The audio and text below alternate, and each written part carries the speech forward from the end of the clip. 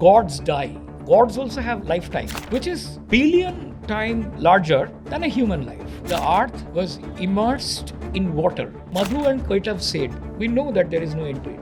You can kill us, but you have to kill us on a land. Vishnu started spreading himself. His thighs are so stretched that it looks like a sea coast. The third eye of Shiva got opened.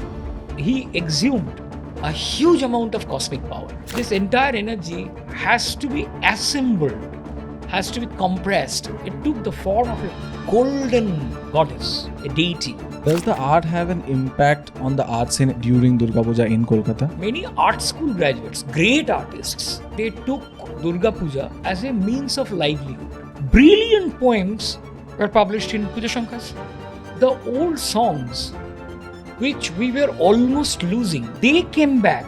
So has Durga Puja turned into an industry? Just imagine that how much sweet is consumed in this period. That is also an industrial growth.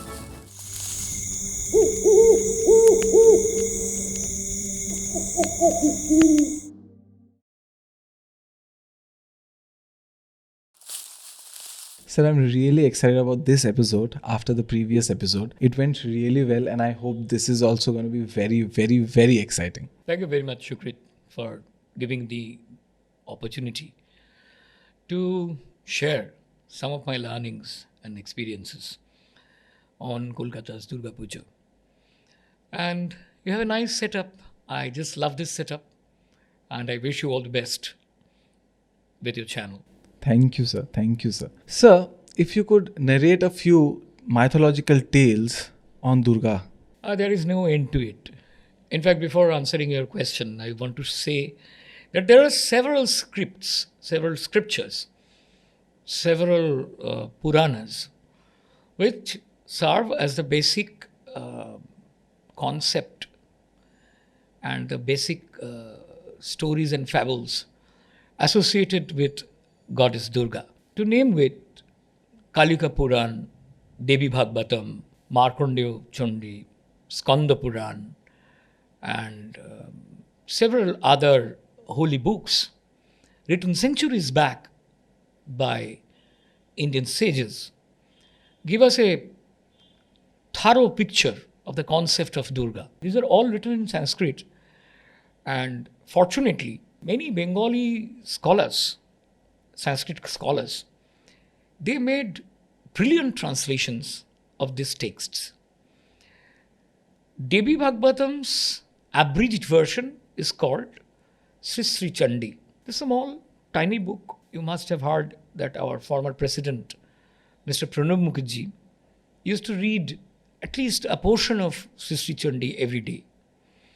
And many people believe that to purify your soul, reading a small part of Chandi is quite fruitful and way. Just like some people read Gita, Christians tend to read a part of Bible. And of course, the Muslims, they do 5 namaz a day. That makes them happy, peaceful, serene, and composed. So, if one reads Sri Sri Chandi and gets a solace, that is all the purpose of it. Now, what you have raised is a very pertinent question, that who is Durga? Durga, as you know, has many, many, many names. And in some cases, her embodied version is attached with Lord Vishnu, Narayan. And in most of the cases, her embodiment is attached with Shiva, Hara Parvati. It is Shiva and Durga. One of the name of Durga is Shiva Jaya. Jaya means wife. Shivani is her another name. There are many names which connects the two great powers. Now, if we look back, we will find that we all believe that once the universe, the earth was immersed in water, and there is no land. So, on a folded python, Vishnu is sleeping. This is called Anant Shayan, keeping his head on the lap of a goddess called Jogomaya. Now, this word Maya is a very significant word. Why? Because you'd be surprised probably to know that even gods die. Gods also have lifetime, span time, which is some billion times larger than a human life. Now, this animal kingdom, they know that as we all are born, we will definitely die someday. Man is mortal. But even knowing that, we are mesmerized. That is why we try to improve, we try to promote, we infight, we make quarrels, we become power mongers. But what for? It will die in one day. And in the long history of time, any animal's life is so short. There is no point. Now, the concept of Maya is this goddess spells some magic on all of us. The goddess who mesmerizes the other gods, lesser gods, is Jogomaya. And the animal kingdom is mesmerized by her another version, which is called Mahamaya. Now, this Mahamaya is lending her lap for the rest of Narayan. And Brahma was creating, sitting on a lotus, he is creating the universe. Then, from the ears of Vishnu, 2 demons were created. Why they came out from his ears is a curious question, but it does not have any answer. So these 2 demons, they are twins. They came out. They are called Madhu and Kaitav. Now they started interrupting Brahma from the creation. So the interruption was so devastating that Brahma started praying to Yogomaya that you please stop this. You reprimand these demons. So then Mahamaya started waking up Narayan. So Narayan woke up. There's a bitter fight ensued between the 3 of them. And nobody was winning. Thousands of years lapsed, but none was winning. So Narayan said, there is no end to it. So Madhu and Kaitav said, we know that there is no end to it. You can kill us. We give you this grant. You can kill us. But you have to kill us on a land. Now, where is the land? The entire earth is immersed underwater. So Vishnu started spreading himself. A very godly imagination. And his thighs were so stretched that it looks like a sea coast. He took the demons on his lap and killed them. From the fatty elements of these 2 demons' body, it is said in Hindu mythology that the earth is created, soil is created. So this is the first story we get of Mahamaya, Jogomaya, Chandi, whatever. Then whenever the Indralok or the Devalok is challenged by a demon who is unmanageable, many were manageable, many were killed by either Shiva or Vishnu or whatever, other gods, even Indra. But some were uncontrollable. So when all the gods fail to protect the creation, the universe, they go to a female goddess called in various names, as I earlier mentioned. And that is the concept of Durga. She kills. In the killing of Madhu Kaitav, she was instrumental, but she did not kill them. Then we get another pair of demons who dominate the phase is Shumbh Nishumbh. They were also two brothers. Now first Shumbh and Nishumbh sent two generals to kill Durga, Chanda and Munda. While the fierce battle was going on, from Durga's body, several other goddesses are created, starting from Kaushiki to Kali. And Kali killed Chanda and Munda. As Kali killed Chanda and Munda, Devi gave her a new name, Chamunda. Then this is one fable. Then there is another fable which is Raktavij. From killing of any demon, every bloodshed will create another demon. This is called Raktavij. After that, we enter the story of Mahishasur. Mahish captured the heaven, the Devalak, and the gods became destitute, shelterless, destitute. How could Mahish do that? Because Mahish got a grant, a boon from Brahma. No one can kill me. You give me the grant? He prayed. No one could kill me. No man on earth, no god from heaven, no demon from the Patal Lok could kill me. What mistake Mahish did, Mahish even did not consider a female gender. When he asked for it, he mentioned only the masculine genders. So that was granted. So every, grant has a way out, a bypass. A loophole. A loophole. So all the gods assemble finally in the abode of Shiva at Kailash. The Trinity, Brahma, Vishnu and Maheshwar, they were very much concerned, and gradually the temperature grew, it rose, and finally the third eye of Shiva got opened. He exhumed a huge amount of cosmic power. Following him, everybody followed the suit. All the gods started releasing their atomic energies.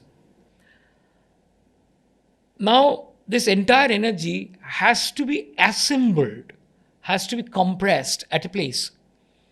And it has to be a holy place. In Puran, we find the mention of a sage called Kattayan.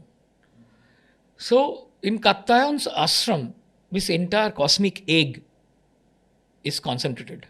Then from there, it took the form of a golden goddess, a deity, who is full with power.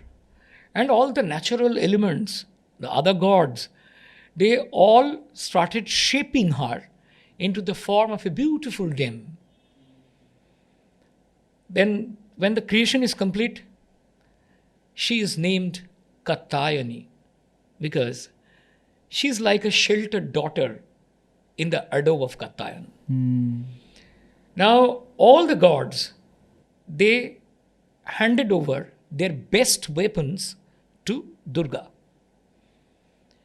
For example, Narayan gives his chakra. Many gods give all the other weapons. I'm not going for that detail because that would be too long. Finally, Shiva gave his Trishul, his shul, through which Durga will finally kill Mahesh. So, being decked up, Himalaya gave her the final gift, a lion. This somewhat indicates that there were Himalayan lion, which is now extinct. So crouching on that Himalayan lion, she roars. And Mahish came into being.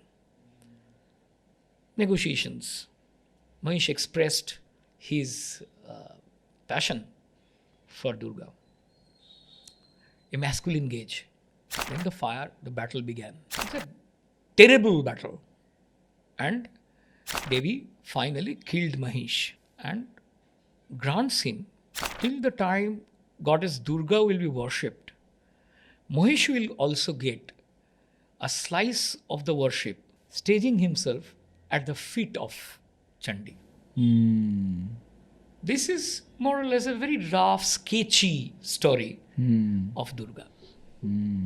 Beautiful, sir. I don't know how far I could satisfy you or your audience. I'm I mesmerized. could go into further details, but that would be quite boring if it goes on and on and on. So moving on, sir, why did Sharad Samman change the shape and revolutionized the concept of Durga Puja? You need to know that how it all started.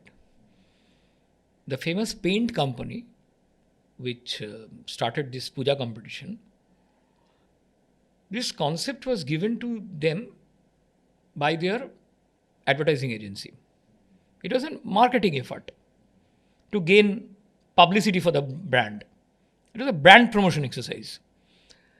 But what they very carefully did, they had some young executives then who are now extremely famous in their own sectors. For example, Derek O'Brien was there, Suhail Seth was there, Mukul Roy Choudhury was there. They are all, advertising giants. Later, they shifted to various other professions. Now, they formulated the competition. Then, they made certain strictures, certain qualifying categories, which a pujo must underpass to win the award. And a catchline was written by no less than famous intellectual and poet SHIBASHIS Bandyopadhaya. He wrote, Shuddha Shuchi Shustha Ruchi. These 4 words was a cardinal message to What the does puja this mean? organizers. Shuddha means Shuddh. Shuchi. Shuchi means Pavitra, holy. Shustha, Ruchi. It has to be, tastefully done. So, as in the last episode, I told you about the decadence of Kolkata's Durga Pujo through the 70s and 80s. So, it suddenly came to a stop. This competition was so much welcomed by every Pujo committee that it suddenly made the change in mid-80s, since mid-80s. They had certain parameters. The most governing word was it has to be revered. Reverence factor in the area of the Durga Puja is becoming very important. So the holiness, the serenity, the sensibility, and the atmosphere of the pujo is totally changed. The loudspeaker, the Hindi songs, these were suddenly stopped. People started playing sitar, sarod, flute, etc. Getting back to the traditional roots. And also patriotic Bangla songs as a theme. Then came a phase when fresh art school graduates or senior artists were taken by different puja organizers to set a theme,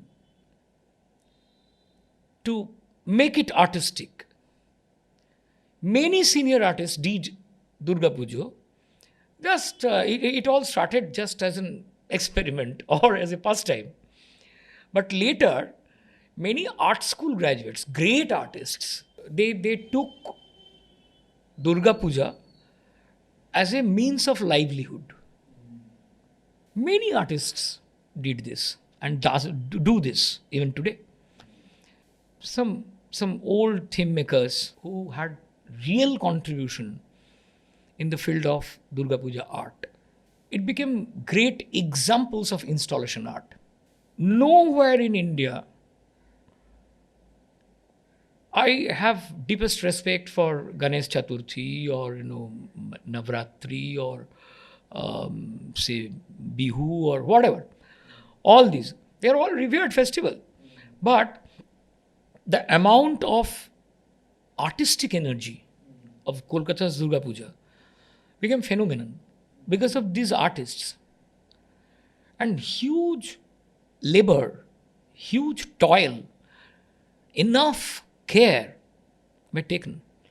Brilliant experiments done with minimal elements in the field of the lighting, the illumination. The very science of Durga Puja lighting has gone through a devastating change. Earlier, it was what? It was some burning of some halogen lamps. From there to what we see today is a grand change. It is meticulously designed. Absolutely. Does the art have an impact on the art scene throughout the world during Durga Puja in Kolkata? Of course. That is why they were a little opaque, but a huge appreciation came from UNESCO. It is taken as the largest people's carnival. So UNICEF, of course, knows that what kind of gathering, say, the Vatican has, Makkah has. Even after that, this is an unique art installation. The fine art, the aesthetics made the change. And if you look at it as a profession of many artisans, technicians, light boys, the pandal makers, the decorators, it's a huge economy. Right. Kolkata Durga Pujo contributes quite a fat size in West Bengal's GDP. Thousands of families depend on this carnival. So it is not only the artists, the laborers, the Pada enthusiasts, the local enthusiasts. They all put together an enormous effort to make just a 4-day festival successful. True. It is unique. It has no parallel in the world. And what robust artists we have. Say, I'm just taking a few names. Right. And I beg the pardon of all the artists.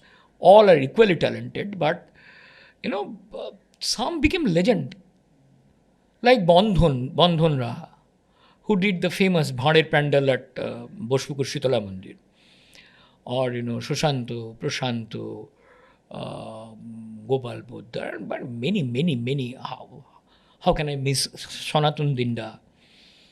Even very famous painters like Dipalidi or Shubha Prasanno, they all did Durga Puja. Many, female artists did tremendous job. And their job is a little different, is way different from the men's imagination. So there are many dynamics through which one should research on this particular platform.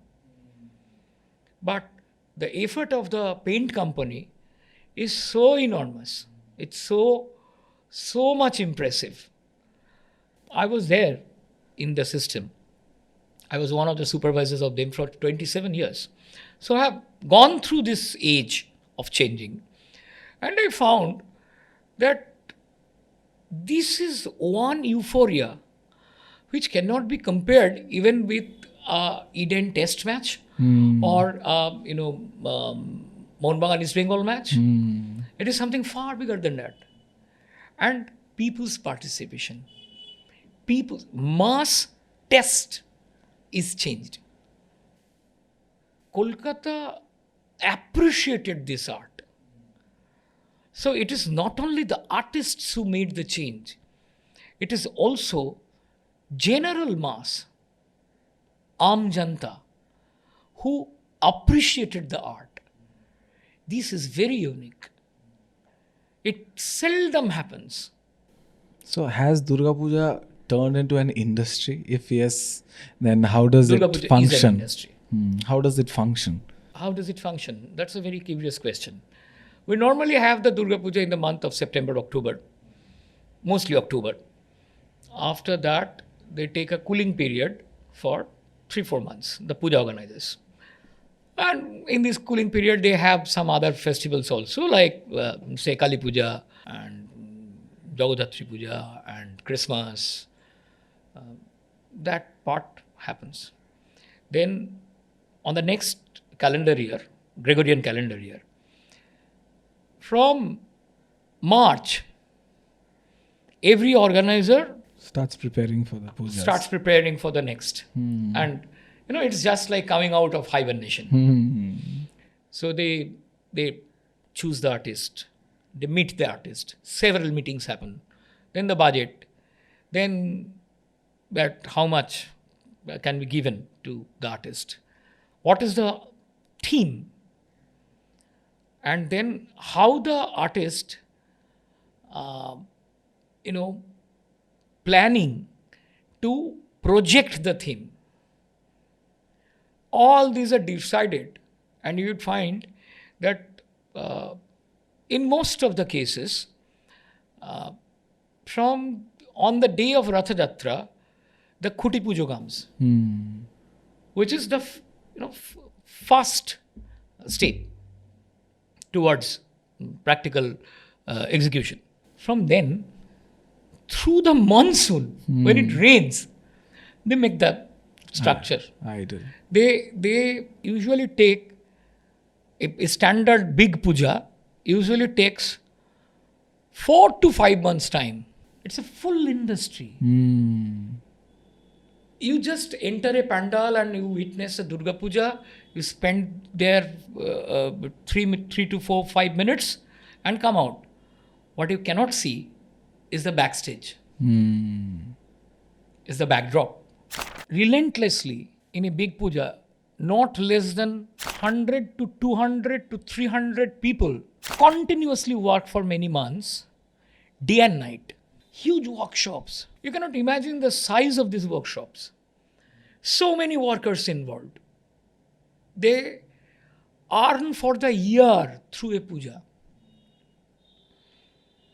It starts with possibly the small carpenter whose only job is to, fix a nail. And it ends with the dhaki who leaves after the puja is complete. So it is not only the artist in particular.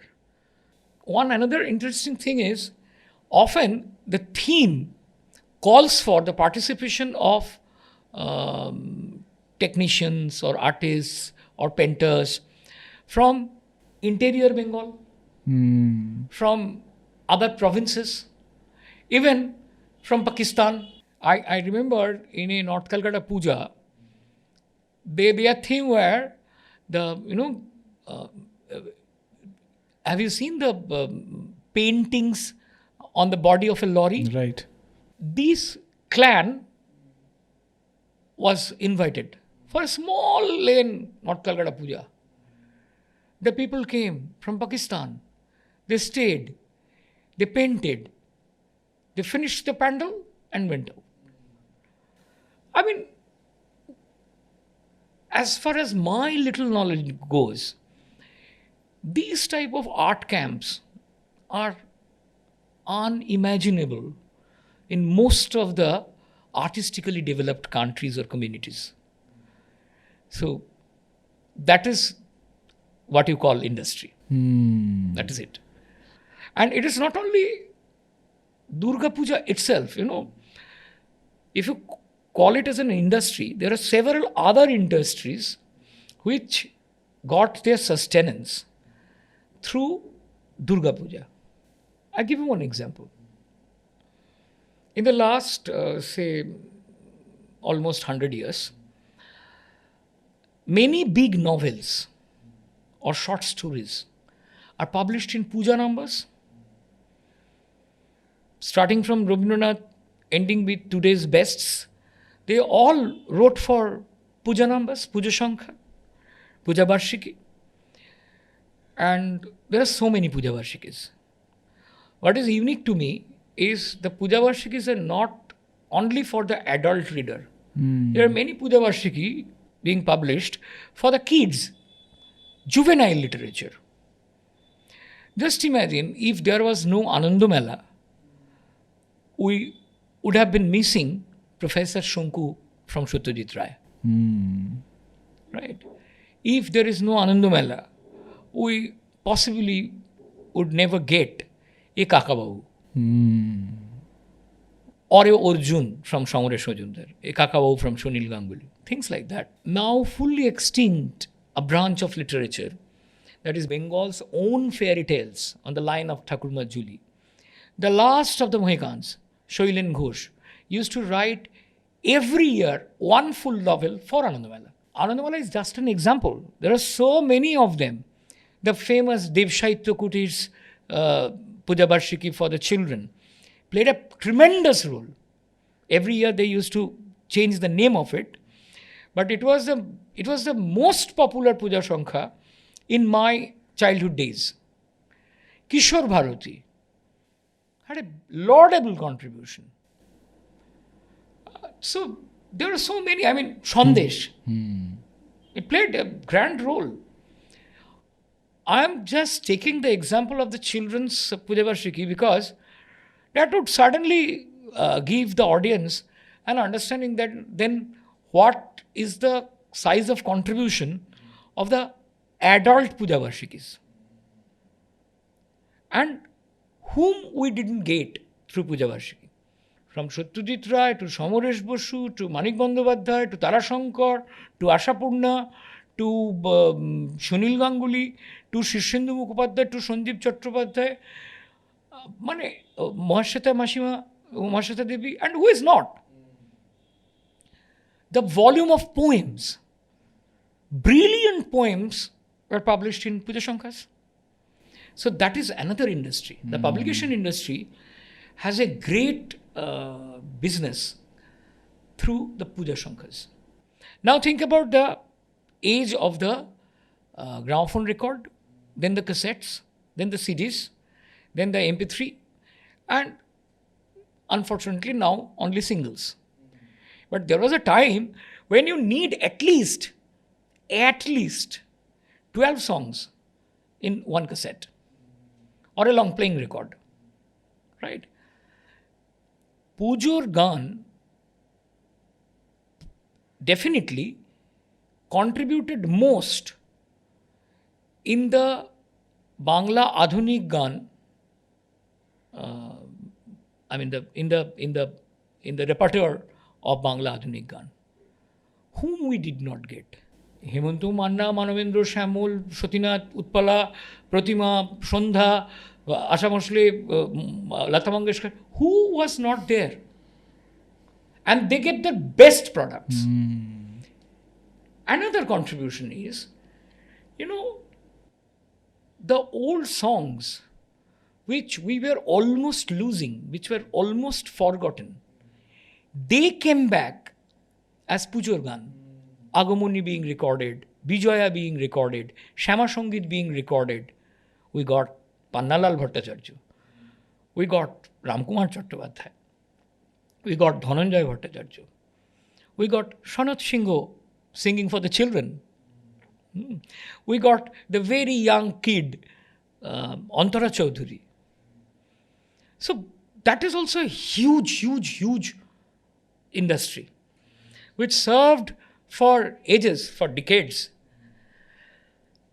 Another very interesting part is, if you look at Durga Puja, followed by Lakshmi Puja, followed by Kali Puja, from Mahalaya to Kali Puja, Mahalaya is a Amavasya, dark night. Then Lakshmi Puja is a full moon night. then Kali Puja has to be Amavasya. So exactly 1 month. In this 1 month, the confectioners, the sweet makers, they make a huge business. Bijoa is something like Eid, showing respect to the elders, showering love and affection to the youngest. Just imagine that how much sweet is consumed in this period. That is also an industrial growth. True. The entire garment industry, be it a sari, be it a half pant of a kid, be it a trouser, be it a new jeans. Bangalis used to do the entire shopping for the year in one go. Right. That is another huge industrial growth. Before the Durga Pujas. It is compelling. You have to wear new clothes. Bangali wear new clothes only on 2 occasions. One is Poila Vaishak, one is Durga Puja. Period. Nowadays, a few Bangalis play Holi with a new white Punjabi. That was not the culture. I'm not saying it's bad. It's good. But yes, the total garment industry has a tremendous dependence on Durga Puja. Sir, how did Kumartuli come about? And who are these artisans who are working day and night for this mega festival? You want to know about the backdrop of Kumartuli? I mean, how Kumartuli grew as an artisan's village? Yes. Much is not known. Much research was not done. But for your information, other than Kumartuli, I'm answering you the Kumartuli part, but you should know that other than Kumartuli, there are several small artisans' village. Spread throughout the city. Okay. Like Kalighat. Kalighat, many idols are made in Kalighat area. Then Potuatula is there. Then Dokkhindari is there by Ultudanga. But of course, Kumartuli is the most talked about, most photographed, most photographed in the sense of documentary films. And it has a recognition in international way. We cannot forget the contribution of Krishnanagar Ghurni in it. We know very little about, the pujas and the idol making outside Kolkata. In Howrah, there are many studios which produce huge amount of Durga idols, catering to the local areas. Same with Nadia Krishnanagar. There are several artisans working at the distant district towns like Malda or Murshidabad or Dinajpur or Kuch Bihar. It's not that a Kuch Bihar puja brings the idol from Kumartuli. That's a rarity. That's an exception. It may happen, but that's an exception. There are local artisans who are equally talented, equally beautiful, equally aesthetic, but unrecognized. As the entire focus of the Durga Puja is on Kolkata. Now this Kumartuli artisans, they possibly came from the southeast Bengal, which is now in Bangladesh. They came from there and settled down.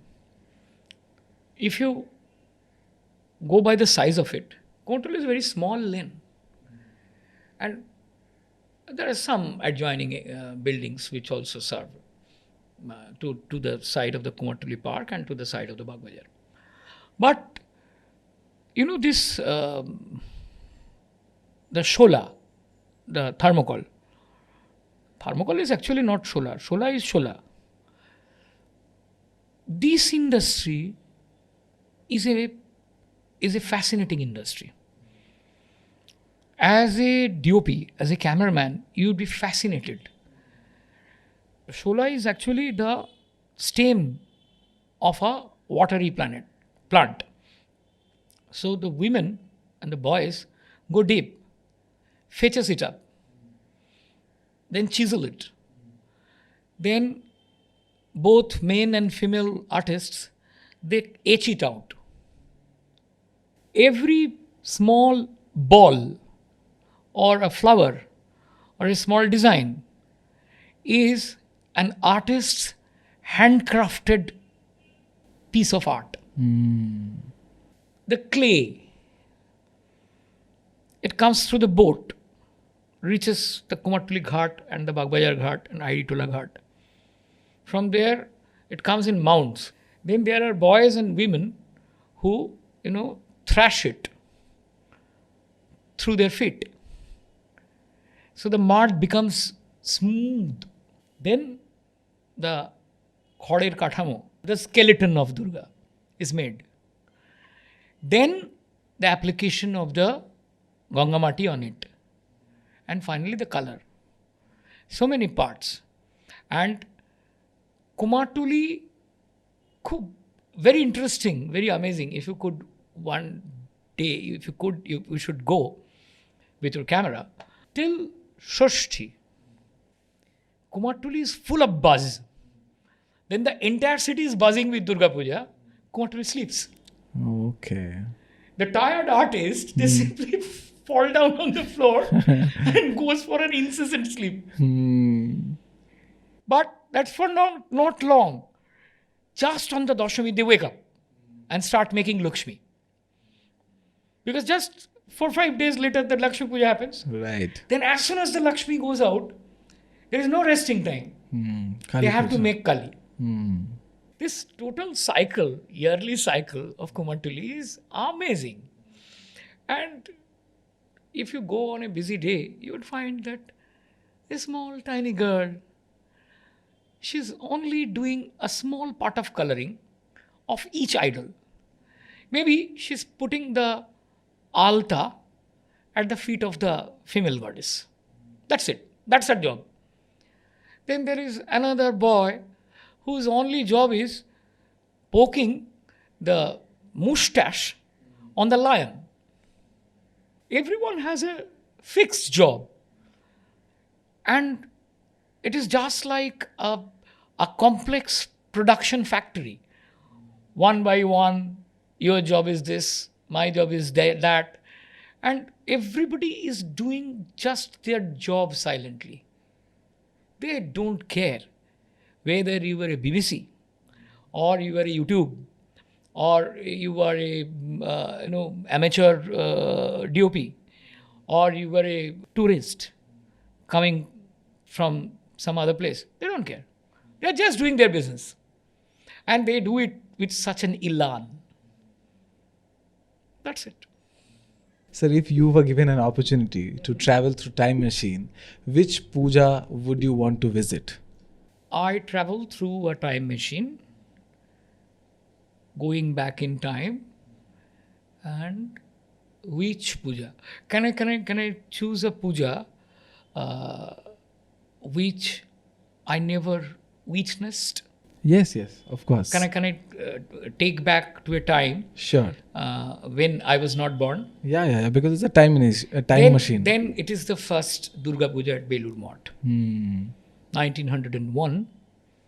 Vivekananda was the main enthusiast behind this puja. And Swamiji by then knew that he is not going to survive for long. In 1902, before Durga Puja, in monsoon, Vivekananda passed away. Only at that tender age of 39. But 1901's first Durga Puja at Belur Math is a very sacred history. Though Vivekananda was the main enthusiast about it, the Sankalp of the puja was not in his name. He actually did not actively participated in the process of the puja. Only in Kumari Puja part, he played a small role. The biggest thing and the significance of this puja was Mother, Sharoda Muni, She came to this puja. She arrived. As she was landing down, Vivekanand sat on the floor, ushered his right hand, and Ma put her foot on that hand. And Vivekananda almost took her in the lap and makes her stand on the ground.